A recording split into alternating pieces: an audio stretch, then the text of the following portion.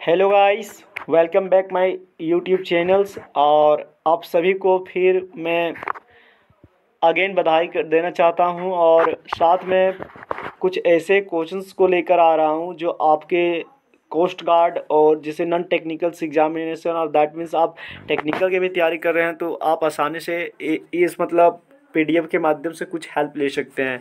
देखिए, ये पीडीएफ है, ये परमार सर के द्वारा है। यहाँ पे आप देख पा रहे हैं, यहाँ पे लिखा होगा परमार सर। देखिए यहाँ पे ये परमार सर ये ऑफलाइन बैच भी चलाते हैं और ऑनलाइन बैचेस भी चलाते हैं। देखिए ये जो पीडीएफ है उन्हीं सर का है। और देखिए ये इनके पीडीएफ से बहुत सारे student entrance exam that means यहाँ पे रिटर्न एग्ज़ाम क्रॉस किए हैं, या तो कोस्ट गार्ड का या तो टेक्निकल या नॉन टेक्निकल किसी का भी हो, आसानी से वो निकालता है। तो देखिए आज मैं कुछ साइंस और जीके की कुछ क्वेश्चंस लेकर आया हूँ, उन्हें आप पहले समझ लेते हैं। तो देखिए यहाँ पे फर्स्ट ऑफ ऑल क्वेश्चंस क्या है। यहाँ पे फर्स्ट क्वेश्चंस आपको देखने को मिल रहा है, दही में कौन सा अम्ल पाया जाता है। देखिए यहाँ पे दही में सिंपली यहाँ पे जो आपको देखना, तो यहाँ पे दही में कौन सा अम्ल पाया जाता है, ये चार ऑप्शन है। यहाँ पे चार ऑप्शंस में आपको आंसर भी यहाँ पे टिक किया गया है। यहाँ पे येलो कलर में यहाँ पे टोटली फुल्ली डार्क किया गया है। देखिए यहाँ पे फॉर्मिक अम्ल, देखिए यहाँ पे ध्यान दीजिएगा, फॉर्मिक अम्ल किस में पाया जाता है, छोटू चींटी के डंक में, याद रखिएगा चींटी के डंक में। अच्छा, इसके रिलेट कुछ पॉइंट यहाँ पे नीचे दिया गया है, उन्हें आप जांच कर सकते हैं। तो याद रखिएगा जो दही में पाया जाता है और लैक्टिक अम्ल पाया जाता है। देखिए सेकेंड क्वेश्चन हम देखते हैं, और सेकेंड क्वेश्चन में क्या है वो देखते हैं। यहाँ पे देखिए कुछ यहाँ पे रिलेटिव टर्म है, उनके बारे में समझ लेते हैं। देखिए यहाँ पे चींटी के डंक में कौन सा अम्ल पाया जाता है, तो याद रखिएगा फॉर्मिक अम्ल पाया जाता है। फिर नींबू में कौन सा अम्ल पाया जाता है, तो सिट्रिक अम्ल पाया जाता है। इमली में कौन सा अम्ल पाया जाता है, तो टार्ट्रिक अम्ल पाया जाता है। तो ये सब याद रखिएगा, ये आपके लिए बहुत इंपॉर्टेंट होने वाला है। पता नहीं कंपटीशन में क्या कब पूछ दे।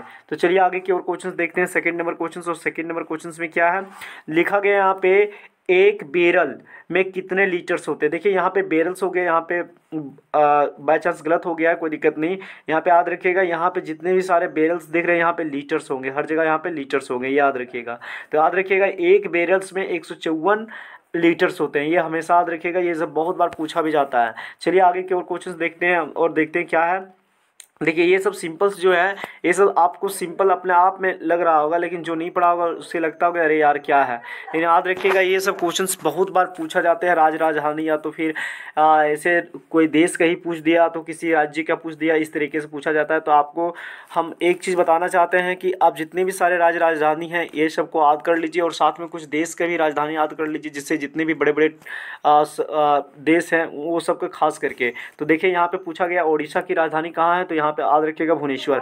और कुछ रिलेटिव पॉइंट दिया, टर्म दिया गया, उनके बारे में जान लेते हैं। जैसे यहाँ पे तमिलनाडु की जो राजधानी है यहाँ पे क्या है, चेन्नई है।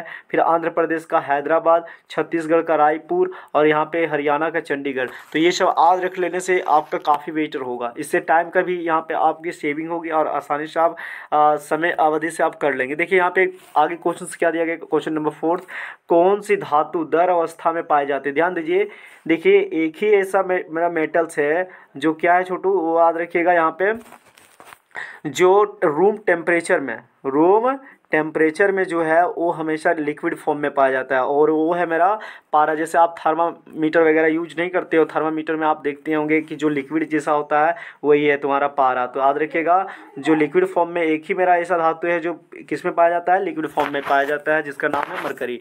चलिए आगे की ओर देखते हैं, आगे की ओर क्या क्वेश्चन है वो देखते हैं। देखिए अब यहाँ पे मेघदूत शब्द मतलब मेघदूत पुस्तक के लेखक कौन है, तो सिंपली याद रखिएगा कालिदास है। और कुछ यहाँ पे रिलेटिव टर्म है, हम उनको दिखा देते हैं। यहाँ पे क्या क्या है देखिए, यहाँ पे अच्छा रिलेटिव टर्म नहीं दिया, इसके बाद बता देते हैं। आगे देखिए यहाँ पे ये जो यहाँ पे इंपॉर्टेंट क्वेश्चन है, ये बहुत बार पूछ चुका है, और फिर यहाँ पे हो सकता है यदि होगा तो पूछ सकता है, या तो नहीं कोई दिक्कत नहीं, लेकिन कर लीजिएगा तो और बेटर होगा। आप वहाँ पे जाके फंसेंगे नहीं जी पूछेगा तो। देखिए भारत का पहला कौन सा बैंक था, तो देखिए ये बहुत इंपॉर्टेंट क्वेश्चन है, और याद रखिएगा आप आसानी से यदि करना चाहते हैं तो आप रेगुलर इस वीडियो में मतलब इस चैनल्स में आइए, मतलब आपको रेगुलर कुछ वीडियो दिखा जाएगा, इसमें आप देखिए रेगुलर प्रैक्टिस सेट कीजिए, आप आसानी से एग्ज़ाम क्रैक कर सकते हैं। तो देखिए यहाँ पे ऑप्शन दिया जाएगा जो यहाँ पे, तो सिंपली याद रखिएगा बैंक ऑफ हिंदुस्तान जो था वो यहाँ पे इंडिया का फर्स्ट क्या था, एक बैंक था, याद रखिएगा। स्टेट बैंक ऑफ इंडिया, उसके बाद पंजाब नेशनल बैंक, उसके बाद central of bank of India, उसके बाद ध्यान दीजिए इस तरीके से यहाँ पे। तो याद रखिएगा बैंक ऑफ हिंदुस्तान सबसे प्रथम था यहाँ पे बैंक। आगे की ओर देखते हैं यहाँ पे क्या दिया गया है, जामा मस्जिद का निर्माण किसने बनवाया, वही ना रे छोटू, by whom was Jama Masjid build, मतलब जामा मस्जिद को किसने बनवाया। तो चलो यहाँ पे देखते हैं किसने बनवाया। तो देखिए अकबर तो नहीं बनाया, शाहजहां भी नहीं, तो शाहजहां क्या बनाया था, ताजमहल ही बनाए थे, ताजमहल, ये याद रखिएगा। ठीक, अब ध्यान दीजिए यहाँ पे तानसेन जो है, तानसेन क्या बनाया था, ये याद रखिएगा। यहाँ पे तानसेन क्या, जामा मस्जिद का निर्माण किए थे। चलिए आगे की ओर देखते हैं यहाँ पे, जैसे और दिया गया यहाँ पे शाहजहां जो थे, शाहजहां एक तरह से लाल किला भी बनाए थे और साथ में ताजमहल भी बनाए थे। चलिए आगे की ओर देखते हैं यहाँ पे, ये जो question again next 8 number question जो आने वाला है आपके लिए बहुत इंपॉर्टेंट होने वाला है, याद रखिएगा। देखिए यहाँ पे पंचवर्षीय जो चुनाव योजना हुआ था, देखिए भारत में जब पंचवर्षीय चुनाव हुआ था तो इसकी शुरुआत कब की गई थी, तो 1951 में। देखिए यहाँ पे 1951, और देखिए 1951 यहाँ पे सॉरी यहाँ पे यदि यहाँ पे 1951 है, यहाँ पे रुकिए हम बता रहे हैं कुछ। देखिए यहाँ से हमेशा याद रखिएगा, ये तो आंसर सही हो गया कि 1951 में किया गया था। अब 5-5 साल जोड़ते चले जाइएगा, अब 5-5 से यहाँ पे 1951 से कितना चला होगा, 1956 तक चला होगा, ये पहला है। फिर यहाँ से कब से स्टार्ट हुआ होगा, 1957 से स्टार्ट होगा, दूसरा स्टार्ट हुआ होगा, मतलब 55 साल का गैपिंग चलता होगा ना। तो इस तरीके से तो ध्यान दीजिएगा हमेशा 5-5 साल की गैपिंग होगा। जैसे यहाँ पे रिलेट टर्म कुछ दिया गया है, जैसे यहाँ पे द्वितीय पंचवर्षीय योजना जो 56 से 61 तक चला था, फिर तृतीय जो चला था 19 से 61 से लेकर 66 तक चला था। और देखो 13वीं जो यहाँ पे चलेगा, अबर जो यहाँ पे चलेगा उनके बारे में बताते हैं। जो अबर चलेगा उसमें क्या है, जो 17 से 35 तक चलेगा, ये पंचवर्षीय 13वीं पंचवर्षीय योजना है ये। चलिए आगे की ओर देखते हैं, आगे क्या दिया गया है। देखिए पानीपत की पहला युद्ध कब हुआ था, तो सिंपल से याद रखिएगा 1526 में हुआ था। ठीक, चलिए आगे की ओर देखते हैं। फिर यहाँ पे कुछ उसके बाद देखो यहाँ पे इसी के दूसरी और तीसरी कुछ रिलेटिव पॉइंट दिया है। देखो पानीपत की दूसरी लड़ाई 1556 में किया गया था, जिसमें बताया गया था पानीपत की द्वितीय युद्ध। यहाँ पे तीसरी लड़ाई जो था वो 17 से 61 में किया गया, तो ये सब याद रखिएगा, बेटर होगा।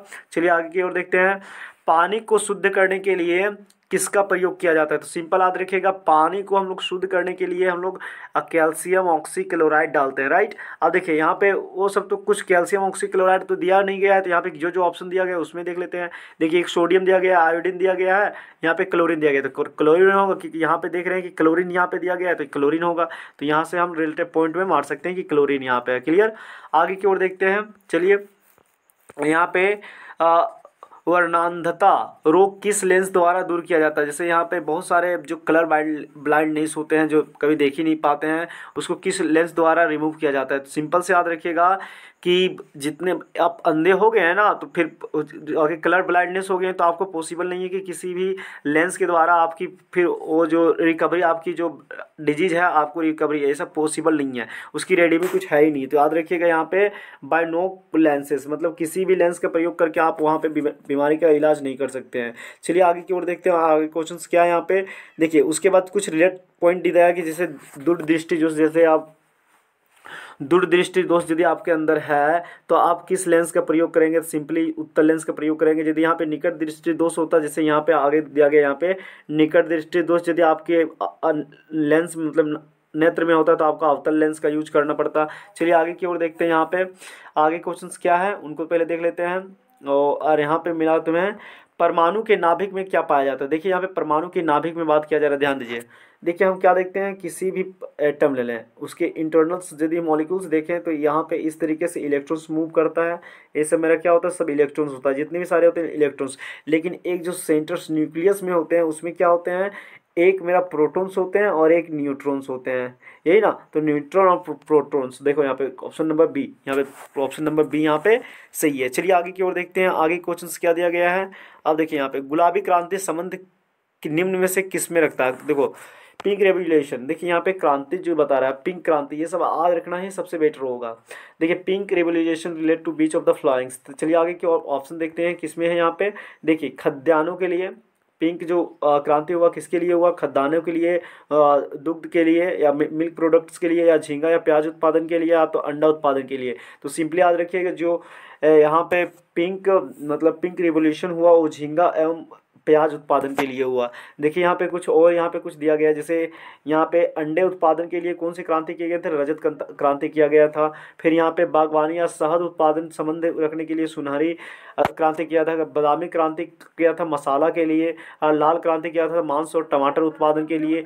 बस ये सब कुछ रिलेट पॉइंट है, याद रख लीजिएगा। चलिए आगे की ओर बढ़ते हैं। भारी जल का सूत्र क्या होता है, देखिए ये नॉर्मल जल है H2O, हम लोग जो सिंपली यूज करते हैं, ठीक। ड्यूटेरियम ऑक्साइड को ही भारी जल कहा जाता है, तो हमेशा ये याद रख लीजिएगा। D2O, देखो हाइड्रोजन, ड्यूटेरियम और ट्राइटियम्स, ये तीन यहाँ पे समस्थानिक इसके हैं।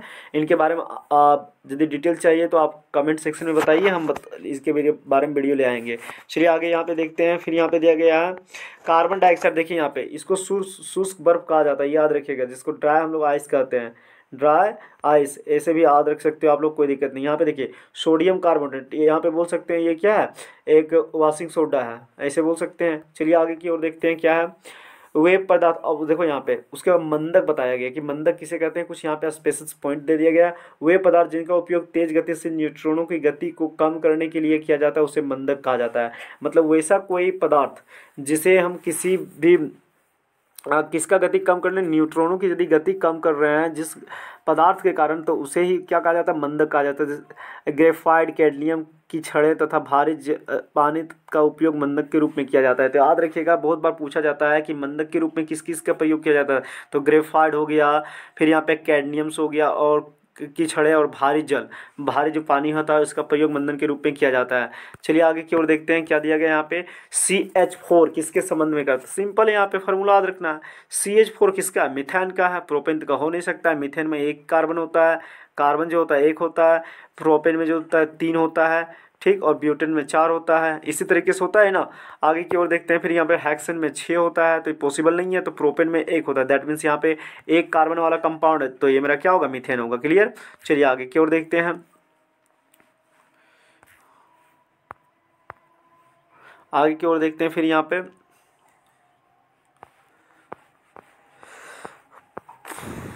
चलिए, और आपका ये प्रैक्टिस सेट कंप्लीट हो चुका है। ये 15 जो क्वेश्चंस था यहाँ पे कंप्लीट हो चुका है। आप ध्यान दीजिएगा, आप लोग मेहनत कीजिए, भरपूर मेहनत कीजिए, और आप यदि इस चैनल में नए हैं तो चैनल को सब्सक्राइब कीजिए और अपने दोस्तों के भी साथ शेयर कीजिए, ताकि वो भी इस तरीके से अच्छी वीडियो प्राप्त कर सकें और अच्छे तरीके से अपने कोस्ट गार्ड या तो इंडियन आर्मी, इंडियंस में जितने भी सारे टेक्निकल्स डिफेंस